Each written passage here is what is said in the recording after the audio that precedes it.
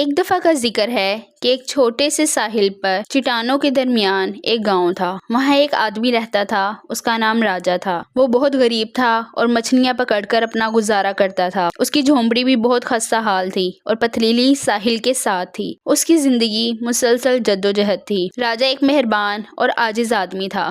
مشکلات کے باوجود اس نے برداشت کیا۔ اس کا دل سمندر کی طرح گہرا اور سخی تھا۔ ہر شام وہ ساحل کے کنارے بیٹھتا، دور افق کو دیکھتا اور بہتر زندگی کا خواب بنتا۔ ایک شام راجا سمندر کے کنارے سوچ رہا تھا کہ سمندر کی لہروں نے اس کو ایک ایسے جادوئی جزیرے کے بارے میں بتایا کہ اگر وہ وہاں پہنچ جائے تو اس کی زندگی ہمیشہ کے لیے بدل سکتی ہے۔ وہ جو خواہش کرے گا سمندر کا جادو اس کو پورا کر دے گا۔ تاہم راجا اپنے لیے دولت حاصل کرنا نہیں چاہتا تھا۔ وہ اپنے گاؤں کو بہتر بنانا چاہتا تھا۔ وہ چاہتا تھا کہ اس کے گاؤں کا کوئی شخص اس کی طرح غریب نہ رہے۔ اس خواہش کو پورا کرنے کے لیے وہ ایک خطرناک